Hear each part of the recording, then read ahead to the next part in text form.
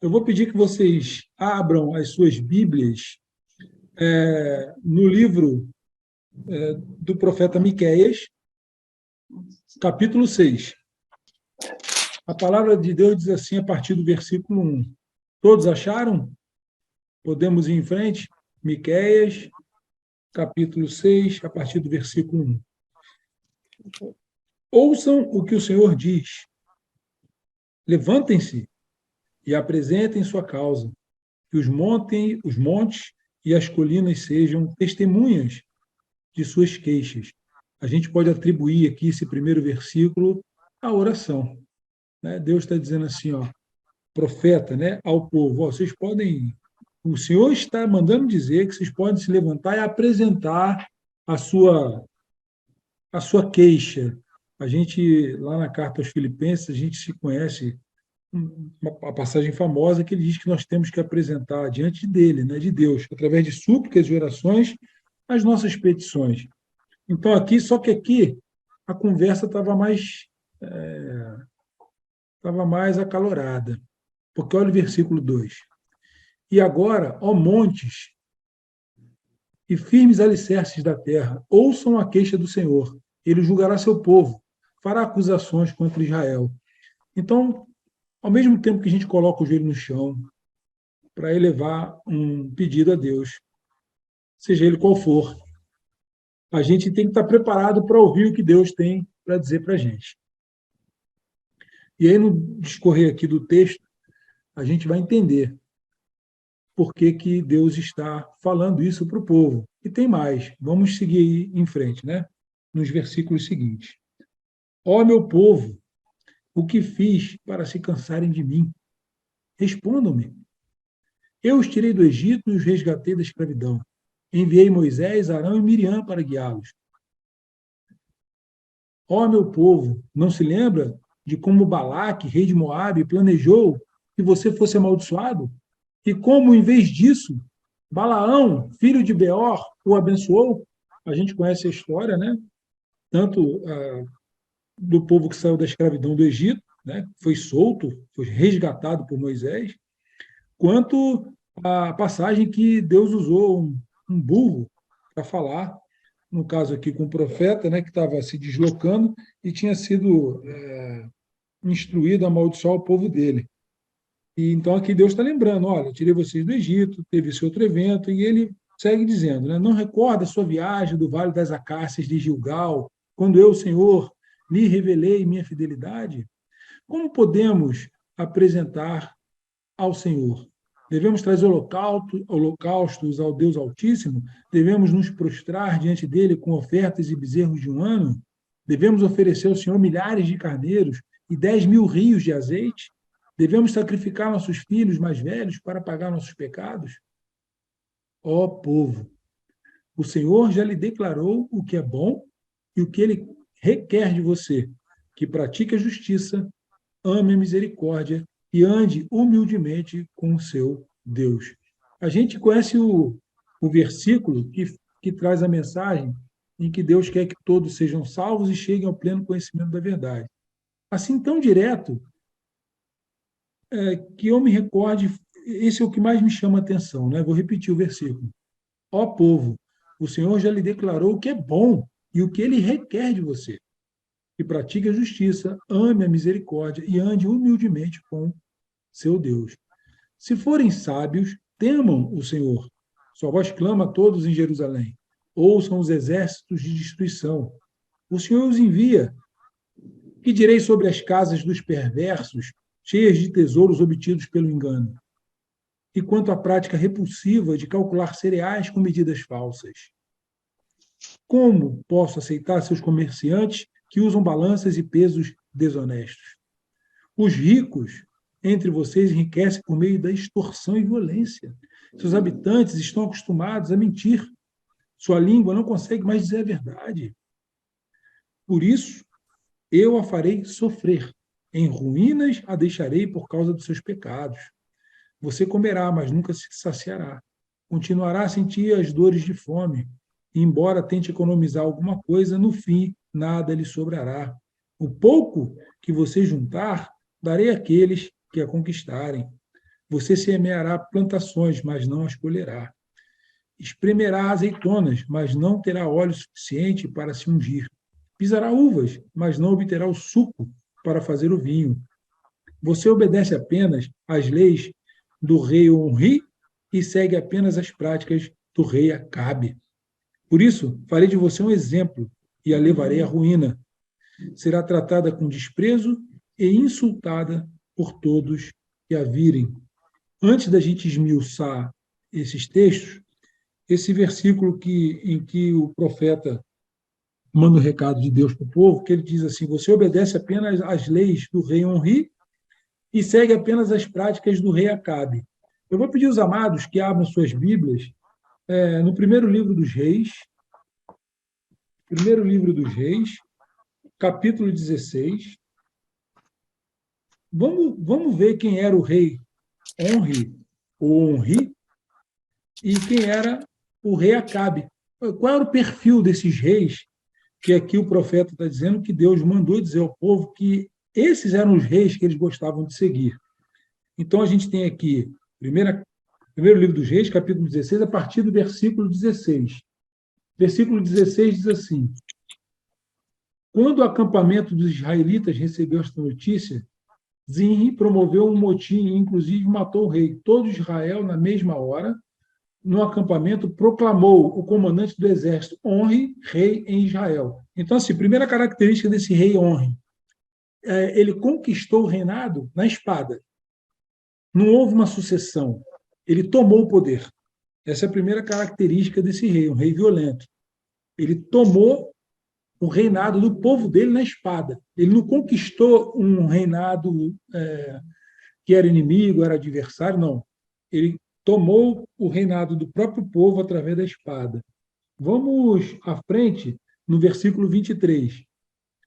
No ano 30, no ano 31 do reinado de Asa, em Judá, Onri se tornou rei de Israel e governou 12 anos. Nos 6 primeiros anos, ele administrou a partir de Tirza. Versículo 25. Contudo, Onri fez o que era mal aos olhos do Senhor, superando com seus erros, em muito, a todos os seus antecessores. Imitou em tudo a conduta de Jeroboão, filho de Nebate, e todos os pecados a que este conduzira Israel a praticar, irritando sobremaneira a Yahvé, o Senhor Deus de Israel, com seus ídolos absolutamente inúteis. Ele era um idólatra. Ele tomou as 12 tribos, né, foram dispersas, e essa aqui, de Jeroboão, teve Onri como um dos seus reis, e era dessa forma que ele tratava o povo, permitindo que o povo levasse outros reis para serem, outros deuses para serem adorados pela comunidade de Israel, pelo povo de Israel. Agora o 29. No ano 30, no ano 38 do reinado de Asa, em Judá, Acabe, filho de Onri, se tornou rei de Israel e governou durante 22 anos em Samaria. Ele fez o que era mal diante dos olhos de Yahvé, o Senhor Deus de Israel, e todas as suas atitudes foram ainda piores do que qualquer um dos que havia reinado antes dele. Quer dizer, o filho dele superou ele. Acabe considerou que não teria qualquer importância cometer os mesmos erros de Jeroboão, filho de Nebate, e fez pior. Casou-se com Jezabel, filha de Etbal, rei dos Sidônios, e passou a devotar seu culto ao deus Baal. Ele ergueu um altar ao deus de Baal, no templo de Baal, que também construíra em Samaria. Em seguida, mandou fazer um poste sagrado, de maneira que Acabe cometeu tantos atos abomináveis que conseguiu provocar a ira de Deus, Yahvé, o Senhor Deus de Israel, muito mais do que todos os reis de Israel que o precederam. Então, assim, esse versículo que fala: você obedece apenas às leis do rei Onri e segue apenas as práticas do rei Acabe, é a vocação que o povo tinha de atender a uma demanda diabólica, servir a outros deuses, cometer idolatria, e por isso que ele diz no último versículo: por isso farei de você um exemplo e a levarei à ruína. Será tratada com desprezo e insultada por todos que a ouvirem. Então, o que chama atenção nesse capítulo de 1 a 16, dos versículos, é que o povo se levanta para fazer a queixa. Né? Domingo passado eu tive a oportunidade de levar a mensagem aos amados, quando Deus dizia que ouvia o clamor do povo no deserto. Aqui, Deus está desafiando eles. Vamos lá, me digam, orem a mim, me digam, quais são as suas queixas? Que os montes e as colinas sejam testemunhas. Aí ele ouve as nossas queixas. E aí eles assim, e agora, ó monte e firmes alicerces da terra, ouçam a queixa do Senhor. Ele julgará seu povo, fará acusações contra Israel. Esses versículos, eles têm vários ensinamentos, mas um que chama a atenção é que o povo aqui, ele abraçou a ideia do seu governante das práticas idólatras e parece que eles tinham prazer pelo ilícito, eles tinham satisfação por aquilo. Não é? E por conta disso, a gente vê aqui, atribuído a esse povo, a mesma fala, quase muito parecida, que o profeta Ageu declara ao mesmo povo, o povo de Israel, na volta do cativeiro da Babilônia, quando ele diz para eles assim: vocês estão preocupados só com as suas próprias coisas. E o meu, que no caso do profeta Ageu, quando o povo voltou para Israel, cuidando dos seus interesses, das suas casas, das suas crias, o templo do Senhor não havia sido construído. Então, Deus disse assim: vocês estão priorizando as suas coisas e não as minhas. E aqui, nesse caso aqui, com Miqueias, o povo era rebelde mesmo, era idólatra.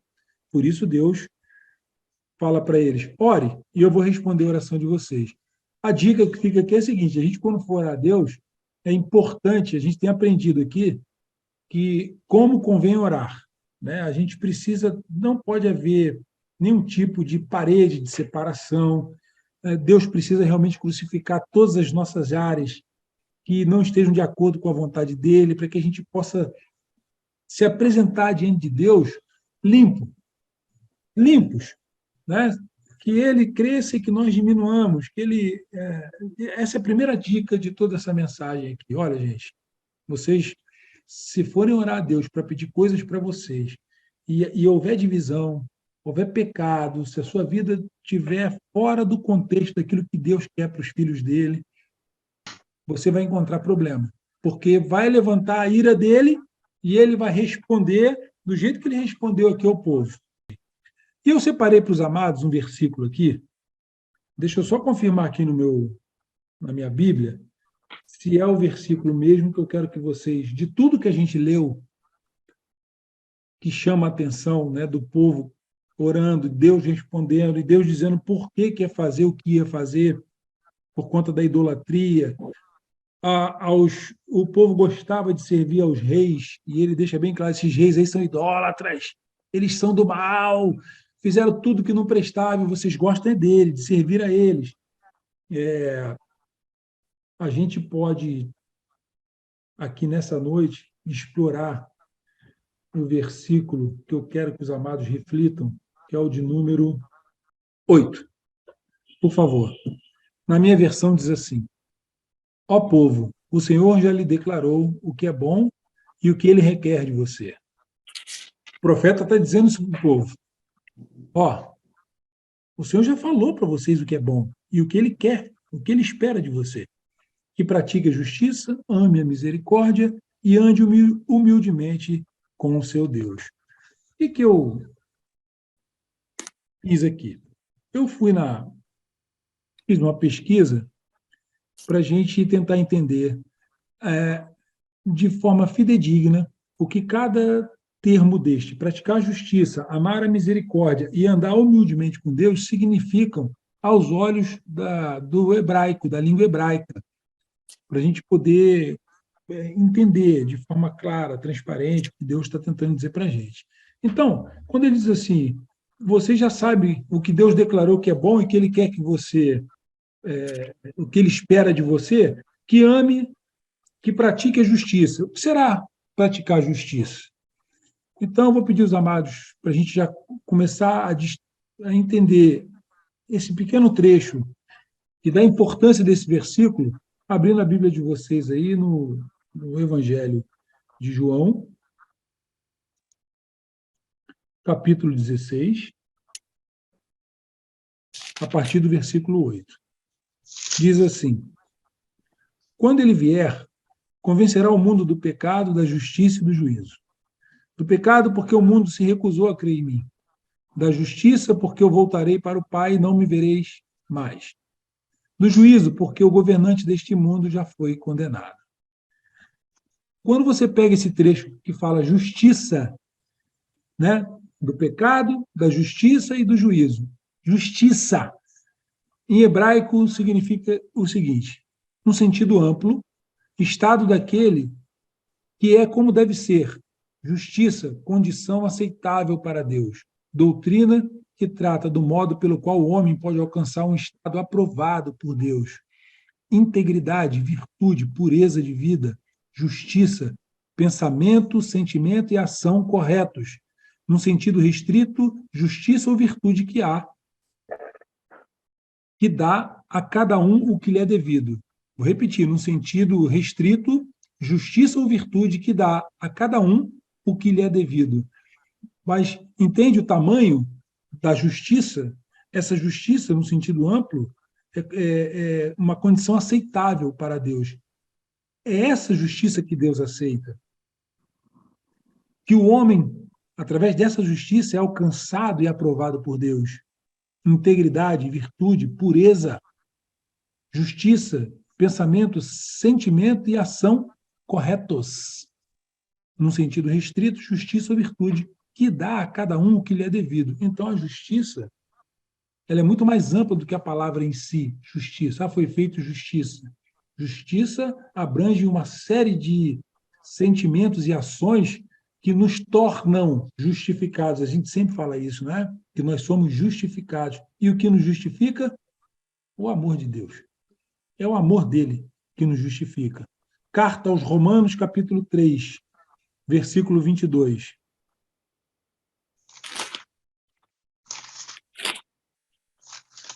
Carta aos Romanos, capítulo 3, versículo 22, diz assim: a saber, a justiça de Deus mediante a fé em Jesus Cristo para com todos os que creem, pois não há distinção, porque todos pecaram e necessitam da glória de Deus, sendo justificados gratuitamente pela graça mediante a redenção que há em Cristo Jesus.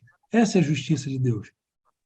Nós fomos justificados gratuitamente pela graça mediante a redenção que há em Cristo. Essa é a justiça. A palavra justiça é igual à palavra amor. Ela é muito pequena para carregar tanto amor dentro dele, porque quando a gente escuta justiça, a gente pensa em quê? Vingança, mas são coisas diferentes, né? São coisas distintas, são diferentes. Justiça aqui é o amor de Deus nos resgatando da morte, da condenação, nos colocando no corpo de Cristo, na morte, sepultamento e ressurreição. Essa é a justiça. Então, quando ele diz aqui, pratique a justiça, como é que a gente pratica isso? Só Cristo vivendo em nós, amado. Não tem outro jeito. Como é que eu vou ser íntegro, vou ser virtuoso, vou ter pureza de coração, pensamento, sentimento e ação correta? Como que eu vou ser justo e ter a virtude que vai me dar aquilo que é meu? Só através de Cristo. Então, a justiça é essa, né? A justiça de Deus, mediante a fé em Cristo, para todos com os que creem, pois não há distinção. Todos nós precisamos da glória de Deus. E somos justificados gratuitamente pela graça e redenção que há em Cristo Jesus. Então, a justiça, palavrinha pequena, mas que dentro dela tem um caminhão de ações que a gente precisa praticar, porque é isso que Deus está pedindo. Na verdade, está ordenando ao profeta que declare ao povo: olha, é isso que Deus quer da gente, é isso que ele espera da gente, que a gente pratique a justiça. Segunda parte, né, no meio aí desse versículo, ele diz assim: ame a misericórdia. Então, o segundo é amar a misericórdia. Temos que praticar a justiça, temos a vida de Cristo, temos que ter toda essa série de comportamentos para praticar a justiça de Deus. Temos que amar a misericórdia. Como que a gente ama a misericórdia? No hebraico, o significado de misericórdia é bondade, benignidade e fidelidade. Bondade, benignidade e fidelidade. Se você pegar um dicionário hebraico e você for lá traduzir a palavra misericórdia, você vai descobrir que é isso. É a bondade, benignidade e fidelidade. Bondade. Aí a gente vai para o dicionário. Altruísmo, caridade, clemência, compaixão, benevolência, filantropia, beleza, generosidade, beneficência, humanidade, indulgência, misericórdia, benignidade, bonomia, brandura, coração, humanitarismo, longanimidade, magnanimidade, mansidão, piedade e santidade. A benignidade significa brandura, clemência, compreensão, condescendência, delicadeza, favor, generosidade, gentileza, suavidade, tolerância. E a fidelidade significa apreço, apego, adoração, atenção, consideração, dedicação, deferência, desvelo, estima, lealdade, amor, respeito, zelo, cumprimento, acatamento, obediência e observância. Então, quando ele diz que a gente tem que amar a gente tem que amar a misericórdia que Deus usou para conosco, ela tem tudo isso dentro dela. A gente sabe que, de modo simples, é Deus dando e fazendo tudo a quem nada merece, que é a graça. Né? A misericórdia é Ele não fazendo conosco aquilo que a gente merece, abrindo mão disso, nos dando amor no lugar de punição, porque Cristo recebeu no corpo dele toda a nossa punição. Então, amar a misericórdia, lá, repetindo, na tradução em hebraico, misericórdia significa bondade, benignidade e fidelidade. E eu trouxe aqui para os amados o significado de bondade, benignidade e fidelidade. Depois eu vou colocar no João 12, tudo isso aqui lá, se vocês quiserem, no arquivinho em PDF, para consultar os versículos, os capítulos e o significado de cada uma dessas passagens. E até que ele chega e diz assim no fim, né? Então, lá, ó povo, o Senhor já lhe declarou o que é bom e o que ele requer de você, que pratique a justiça, ame a misericórdia e ande humildemente com o seu Deus. Hebraico, significado de andar. Ir, vir, partir, prosseguir, mover, ir embora. Morrer, viver, maneira de viver. Então, quando a gente fala o termo usado, andar humildemente com Deus, significa que o andar não é só o andar. Tem gente que a gente escuta muita gente falando que estou com Deus do lado, estou com Deus à frente. Não, não. A tradução literal diz que andar significa ir e vir, mover-se, morrer, viver, maneira de viver. É uma conduta. É um estilo. O andar significa uma forma, uma maneira pela qual nós temos que nos conduzir diante da vida. Não é só caminhar com Deus ao lado, ou Cristo do lado. Cristo tem que viver em nós, e nós temos que resplandecer a luz dele, porque aqui, na tradução literal, andar significa maneira de viver. Por isso que Jesus era chamado...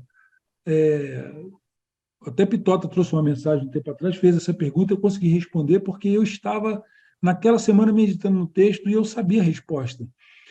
Jesus era chamado, aqueles que seguiam Jesus eram chamados os do caminho. Não eram cristãos, não eram evangélicos, não eram crentes. Quem são esses aí? Eles são do caminho. Porque caminho era uma maneira de viver. Aqueles que andavam e se manifestavam e se conduziam como Cristo. Então, eles eram conhecidos como aqueles que eram do caminho. E que nós sejamos do caminho. Porque Jesus ele diz que é o caminho, é a verdade e é a vida. E em hebraico, o significado em hebraico de humildemente, quer dizer, andar humildemente com Deus. Humildemente significa ser humilde, ser modesto, ser inferior, mostrar humildade. Então, vamos lá. Ele é quem tem que aparecer e nós temos que diminuir, seja na pregação, seja na adoração, seja louvando, seja o que nós estivermos fazendo. A gente vai andar com ele, vivendo da maneira que ele vive. E a gente vai ser humilde diante dele, entendendo que ele cresce e nós diminuímos.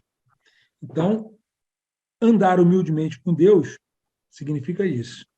E aí, na primeira carta de Pedro, capítulo 5, peço que os amados abram, versículo 5, diz assim, primeira carta de Pedro, capítulo 5, a partir do versículo 5, diz assim: do mesmo modo que vós sois mais moços, sede sujeitos aos que são mais velhos, e cingivos, todos de humildade, para servirdes uns aos outros, porque Deus resiste aos soberbos, mas aos humildes dá graça. Humilhai-vos, pois, debaixo da poderosa mão de Deus, para que vos exalte a seu tempo, lançando sobre ele toda a vossa ansiedade, porque ele tem cuidado de vós.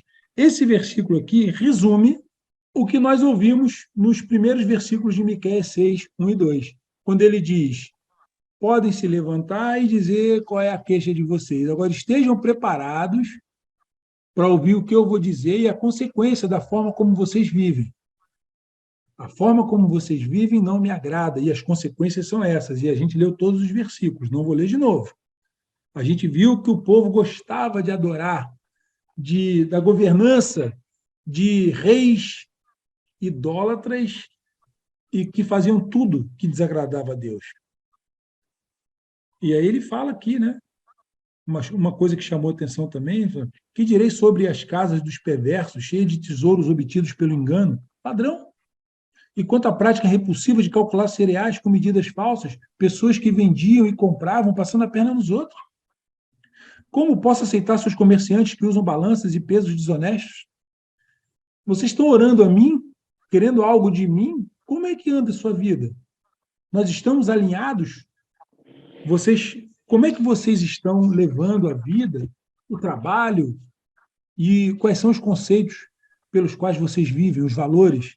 Né? Porque o que Deus espera de vocês é que vocês pratiquem a justiça, amem a misericórdia e andem humildemente com seu Deus. Então, às vezes, um versículo tão simples, né?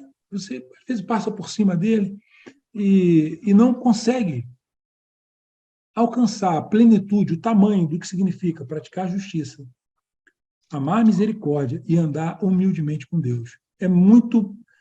Isso aqui, quando a gente esmiuça, né? E foi o que eu tentei fazer aqui, a gente vê que praticar a justiça é a gente ter a vida de Cristo, porque fomos justificados nele. Amar a misericórdia é a gente, através da vida de Cristo, vivendo em nós, a gente sentir prazer em ter essa vida. E andar humildemente com Deus é a gente se reconhecer incapaz de ter ou viver esse tipo de vida que não seja pela graça, pela misericórdia dele em nós, onde ele é tudo e nós somos nada. Então, isso aqui é a receita de felicidade: praticar a justiça, amar a misericórdia e andar humildemente com seu Deus. E aí ele diz, né, no último versículo: olha, eu, Deus, resisto ao soberbo, mas aos humildes eu dou graça. A graça dele, ele é a graça. É Deus dando e fazendo tudo a quem nada merece. E podem lançar, né, ele diz assim: humilhai-vos debaixo da minha mão poderosa. No meu tempo eu vou exaltar vocês. E lancem sobre mim toda a vossa ansiedade, porque eu tenho cuidado de vós. Então, orar é importante, é necessário, nós precisamos colocar diante dele, através de súplicas e orações, as nossas necessidades, mas temos que ter zelo, ser extremamente cuidadoso com aquilo que vamos pedir, porque ele vai colocar diante de nós aquilo que nós temos feito, a maneira como nós vivemos, como nós pensamos, como nós temos nos procedido, e eles dão o aconselhamento. Bom, você pratica a minha justiça, você ama a minha misericórdia e você anda humildemente diante de mim? Ah, ele sabe se a gente faz isso ou não. Aí ele diz que tem zelo, tem cuidado de nós, que a gente pode lançar sobre ele a nossa ansiedade. Vou orar por todos nós, para que Deus nos dê esse entendimento, né? Que nós sejamos capacitados por Ele, para que quando a gente coloca o joelho no chão, a gente receba. Às vezes a gente fala assim, né? Nossa, eu tenho orado tanto por uma causa e Deus, puxa vida, não tem tido resposta, Deus faz silêncio. Quando a gente vê uma passagem dessa, a gente agradece, às vezes, o silêncio, porque é melhor o silêncio do que a coça, não é? Quer ver, o silêncio, às vezes, é providência dele, é no tempo dele, ele vai providenciar ainda. Então, tá bom, quando é silêncio, tá bom. E esse povo aí, olha a surra que eles levaram. Esse povo peregrinou, sofreu. A gente sabe que Deus endureceu o coração do povo dele para que nós, gentios, fôssemos alcançados. Ok, amém por isso. E até isso a gente tem que reconhecer, porque imagine vocês que nós, está na palavra, nós estávamos separados, havia um muro que separava. E por conta da ação de Deus através de Cristo, ele derrubou o muro de separação. Nós éramos gentios, hoje nós somos filhos. Quer dizer, o favor por nós foi muito maior do que até pelo povo dele, porque o povo dele está sofrendo até hoje.